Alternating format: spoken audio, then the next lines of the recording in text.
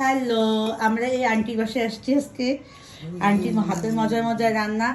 এটা হচ্ছে ফুলকপি দিয়ে গরুর মাংস রান্না, এটা হচ্ছে ট্যাংরা মাছের ঝোল, এটা হচ্ছে মুরগি ভুনা, একদম শুকনা শুকনা ভুনা, এটা হচ্ছে সাদা ভাত, এটা হচ্ছে আমার স্পর্শ, এটা হচ্ছে তার পাপা, তারা ভাত খাচ্ছে।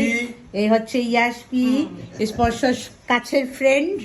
হাই দাও বাবা। হ্যালো। হ্যালো। আর এই যে আমাদের রাজপুত্রের বাপজান। এখন কোনটা রেখে কোনটা খাবে? আমার ছেলে বলতেছে মাম্মি আমাকে খাইয়ে দাও, খাইয়ে দাও, খাইয়ে দাও। বলে নাই বড় দেখি নে, বড় দেখি, বড় দেখি। এই যে বড়টা নিচ্ছি।